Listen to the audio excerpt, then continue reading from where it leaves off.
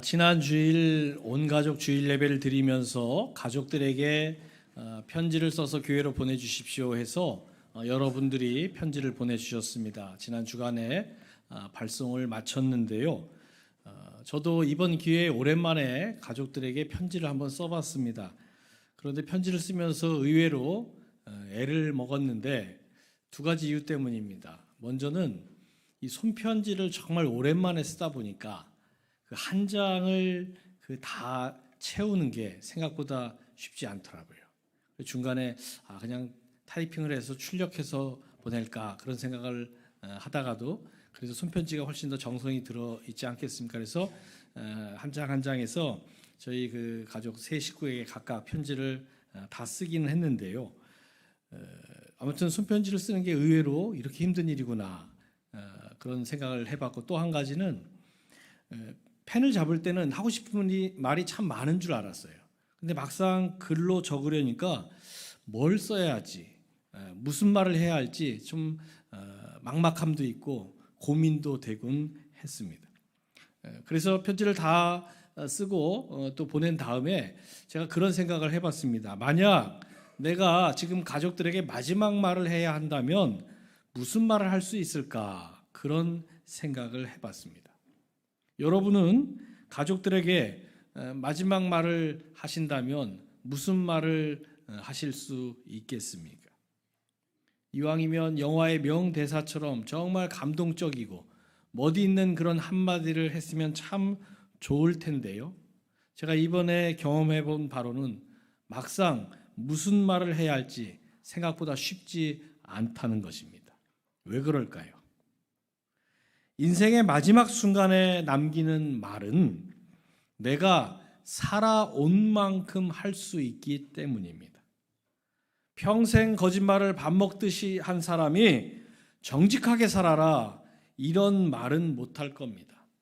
또 평생 불화를 일으키며 살아온 사람이 화평하게 살아라, 이런 말도 못할 겁니다. 어떤 사람이든 인생의 마지막 순간에 남기는 말은 살아온 만큼, 살아낸 만큼 남길 수 있기 때문입니다. 그래서 오랫동안 호스피스 사역을 하신 분에게 들은 이야기인데요. 임종을 맞는 사람들이, 그분이 많은 임종 환자들을 지켜보셨는데, 임종을 맞는 사람들이 가장 많이 하는 말이 무엇이냐? 미안하다라는 말이라고 합니다. 임종을 지킨다면 적어도 가족들이거나 주변 가까운 친지나 또는 그분이 사랑하는 사람들이었을 텐데, 그 가족이나 가까운 사람들에게 가장 많이 남기는 말이 미안하다라는 말이라는 거죠. 물론 그 말도 안 하고 세상 떠나는 사람들도 많이 있는데, 여러분 만약 미리 준비할 수 있다면 여러분 마지막에 가족들에게 미안하다 그 말하고 떠나시고 싶으세요? 만약에 미안할 것 같으면 지금부터라도 그 미안한 것 해결하기 위해서, 해소하기 위해서 노력하십시오. 또 노력하시면 됩니다. 우리가 마지막에 남길 말로 미안하다, 그건 하나님 자녀들에게 적합한 말이 아닐 겁니다. 그래서 언젠간 우리도 이 땅을 떠날 때가 반드시 올 텐데, 그때 나는 무슨 말을 남길까, 무슨 말을 할 수 있을까 질문해 보시고 그 답변을 우리가 미리미리 준비할 수 있어야 합니다. 성경을 보면요, 그 마지막 한마디를 가장 확실하게 한 두 분이 성경에 등장하는데요. 한 분은 예수님이고 또 한 분은 사도 바울입니다. 예수님은 여러분이 잘 아시는 것처럼 십자가에서 마지막 7마디 말씀을 하셨는데, 그 7마디 말씀의 맨 마지막 말씀이 무엇입니까? 다 이루었다라는 말씀입니다. 다 이루었다.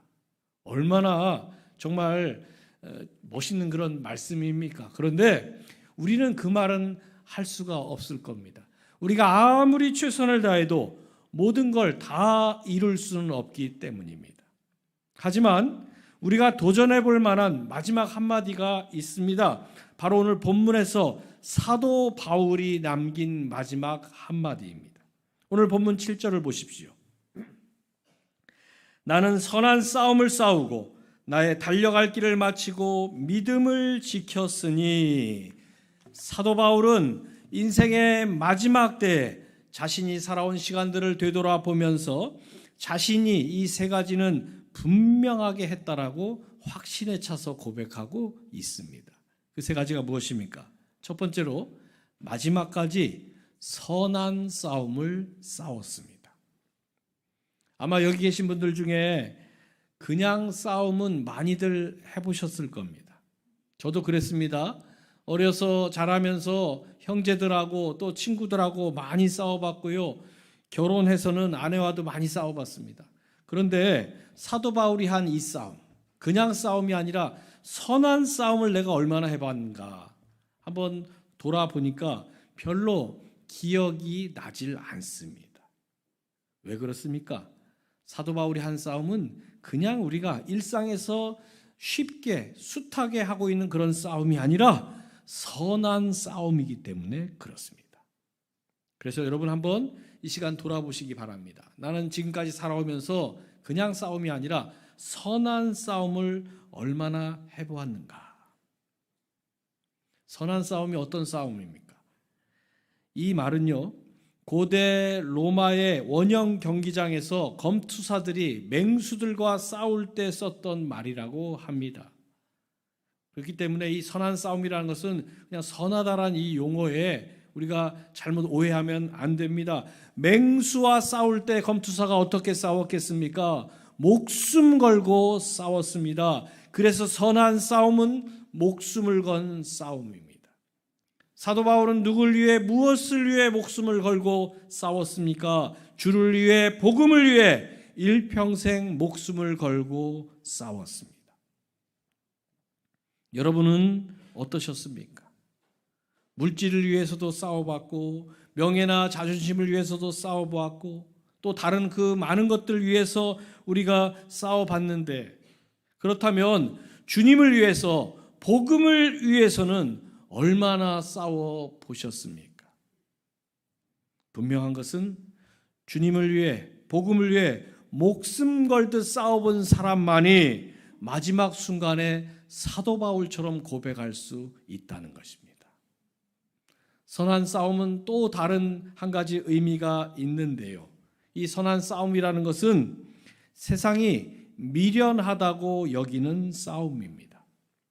오른쪽 뺨을 맞았을 때 우리는 본능적으로 맞서 같이 싸우거나 아니면 최소한 더 맞지 않으려고 방어 자세를 취하기 마련입니다. 그런데 선한 싸움을 하는 사람은 왼쪽 뺨을 돌려댑니다.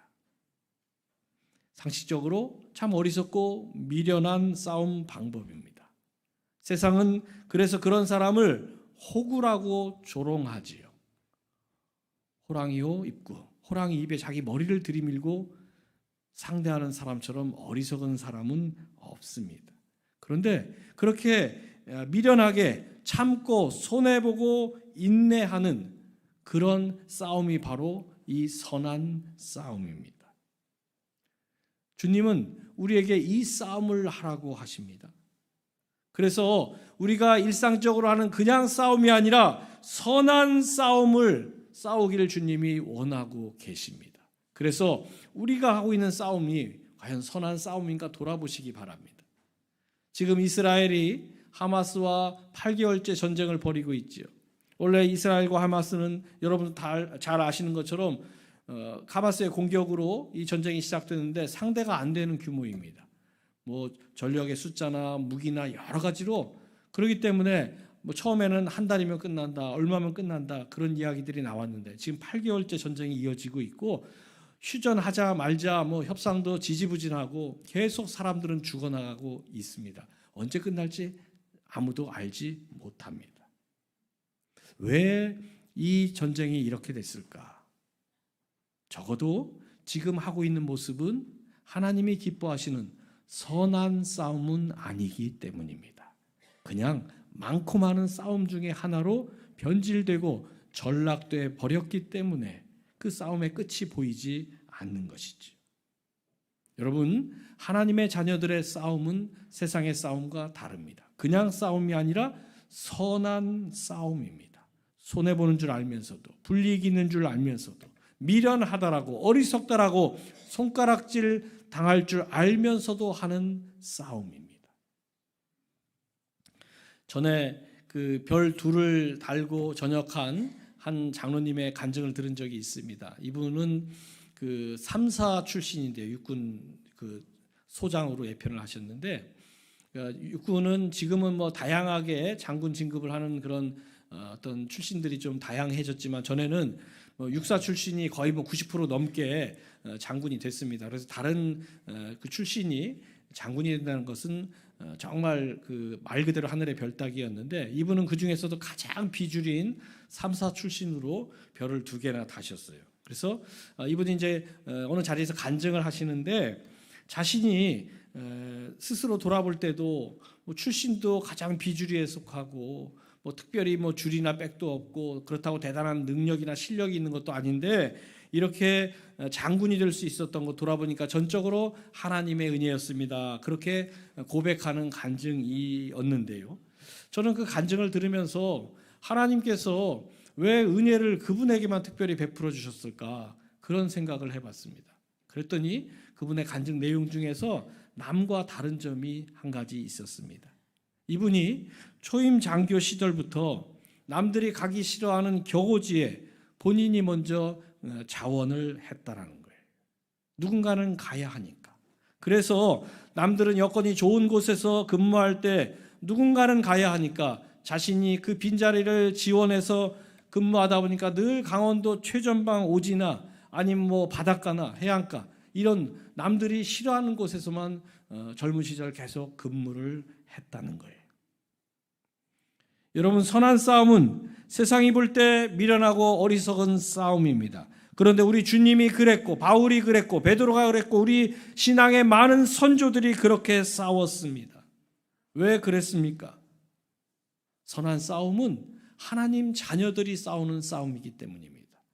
여러분, 혹시 약삭빠른 그리스도인, 손에 절대 안 보는 그리스도인, 그런 말을 들어보셨습니까? 이건 그리스도인들에게는 형용 모순입니다. 마치 뜨거운 아이스 아메리카노처럼 이건 성립할 수 없는 거예요. 그런데 내가 그리스도인인데 주변 사람들로부터 당신은 참 약삭빠른 사람이야, 당신은 절대로 손에 안 보며 사는 사람이야, 그런 평가를 받았다면 내가 정말 그리스도인다운 싸움을 싸워왔는가 한번 다시 돌아보셔야 합니다. 그리스도인은 선한 싸움을 싸우는 존재입니다. 세상이 미련하다고 어리석다고 말하는 그 싸움을 할 줄 알아야 합니다. 바라기는 여러분 다시 결단하시고, 만약 내가 그냥 싸움만 해오며 살아왔다면 다시 결단하시고 우리 주님처럼 오늘 사도 바울이 고백하고 있는 것처럼 선한 싸움의 자리로 나가셔서 여러분도 여러분 인생의 마지막 때에 나는 선한 싸움을 싸웠습니다라고 고백할 수 있는 여러분 되시길 주님의 이름으로 축원합니다. 두 번째로, 바울은 마지막까지 달려갈 길을 마쳤습니다. 여러분, 우리 인생길에는 두 종류의 길이 있습니다. 이 두 종류의 길을 예수님은 마태복음 7장 13절 14절에서 이렇게 말씀하셨는데요. 좁은 문으로 들어가라. 멸망으로 인도하는 문은 크고 그 길이 넓어 그리로 들어가는 자가 많고, 생명으로 인도하는 문은 좁고 길이 협착하여 찾는 자가 적음이라. 우리가 걸어갈 길이 넓은 길과 좁은 길이 있습니다.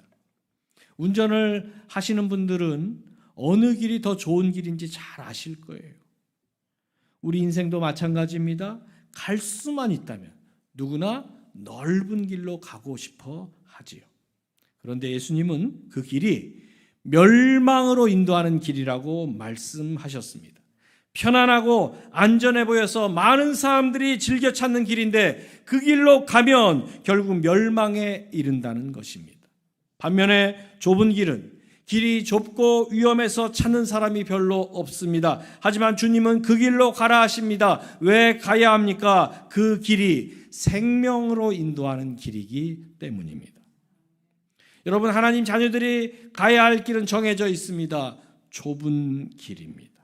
물론 인기도 없고 위험하고 힘듭니다. 하지만 그 길로 가야 합니다.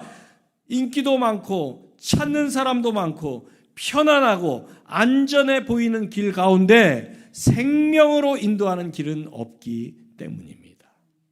그래서 여러분이 지금 어느 길에 서 있는지 한번 돌아보십시오. 나는 예수 믿으면서 넓은 길로만 달려왔는지, 예수 믿으면서 주님이 요구하시는 대로 힘들지만 어렵지만 좁은 길로 달려왔는지 돌아보시기 바랍니다. 제 동기 목사님 가운데 필리핀 선교사로 파송받아서 필리핀에서도 가장 오지에 속하는 민다나오에서 오랫동안 사역을 하신 선교사님이 있습니다. 그런데 그 목사님이 그곳에 선교사로 파송받게 된 데는 웃지 못할 사연이 있었습니다.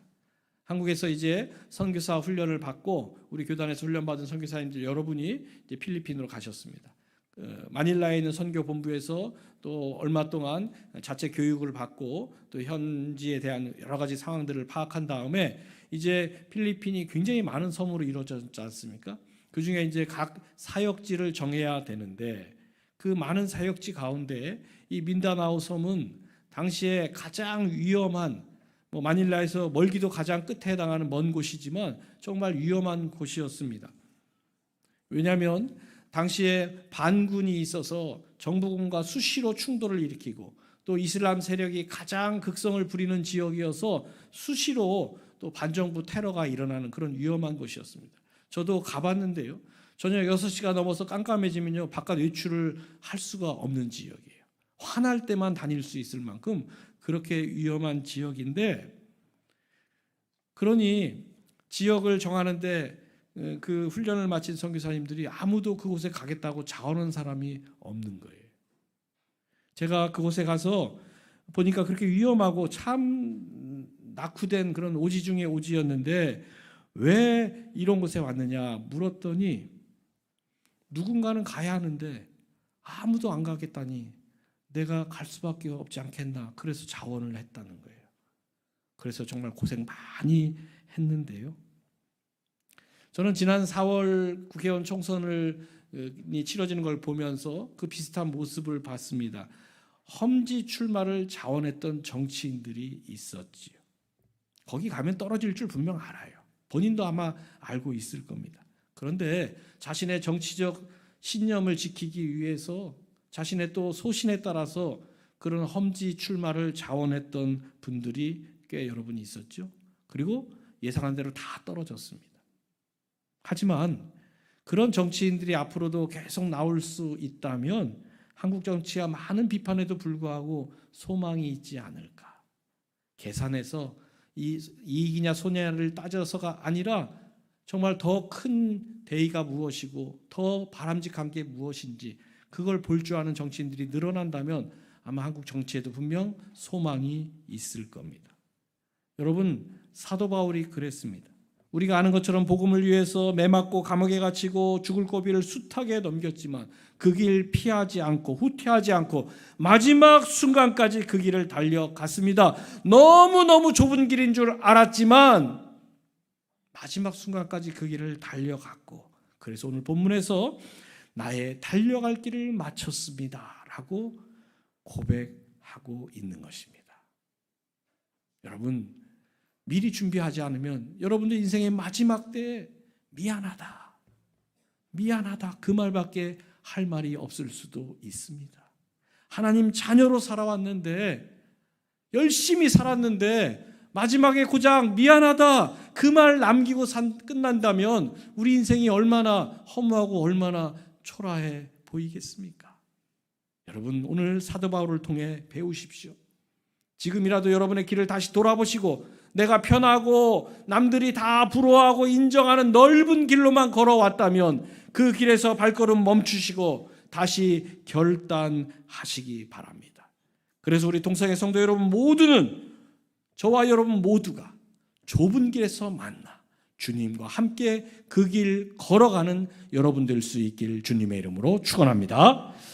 끝으로 바울은 마지막까지 믿음을 지켰습니다. 사람이 살면서 지키려고 애쓰는 것들이 많이 있지요. 어떤 분은 명예를 지키기 위해서, 어떤 분들은 지식을 지키기 위해서, 어떤 분들은 권력을 지키기 위해서, 어떤 분들은 물질을 지키기 위해서, 어떤 분들은 또 쾌락을 지키기 위해서 애쓰고 쓰고 하는 분들이 많은데요. 여러분들이 그동안 지켜온 것들은 어떤 것이 있으십니까? 여러분이 가장 중요하다고, 가치 있다고, 소중하다고 여기며 지켜온 게 무엇이 있으신가요? 이름만 대면 누구나 알 수 있는 유명 정치인께서 쓴 글을 본 적이 있습니다. 이분은 여러 차례 국회의원을 지냈고 장관도 지냈고 여당 대표까지 지낸 거물 정치인이었습니다. 이분이 지금은 정계를 은퇴했는데요. 그 젊은 시절부터 오랫동안 만나온 그 친구들과 지금도 다들 은퇴했지만 한 두세 달에 한 번씩 만나서 식사도 하고 또 이런저런 이야기도 계속 나눈다는 거예요. 그런데 70대 중반을 넘어 이미 후반이 된 그런 나이지만 그분 자체도 거물 정치인답게 그 그룹에서 함께 만나는 친구들도 대학 총장 출신도 있고 장관 출신도 있고 고위 법관 출신도 있고 대기업 사장 출신도 있고요. 말 그대로 그 친구 그룹이 한마디로 한국 사회의 엘리트에 해당되는 그런 사람들이라고 합니다. 그러다 보니까 모여서 이야기를 나누며 정치면 정치, 경제면 경제, 외교면 외교, 국방면 국방, 국제 문제면 국제 문제, 아주 다양한 분야에 대한 자신의 경험이나 전문성, 식견을 가지고 그런 다양한 이야기들을 나눌 수 있었는데 언제부턴가 모여서 이야기를 하다 보면 대화의 소재가 하나로 급속히 모아지더랍니다. 그 소재가 무엇이냐? 어디가 아플 때 어느 병원 갔더니 좋다더라. 뭘 먹으면 어디에 좋다더라. 그 이야기를 하면요, 다른 얘기, 정치 이야기, 경제 얘기하다 거기가 어딘데 하고서 관심이 쫙 집중돼서 결국 그 이야기로 끝나 버리더랍니다.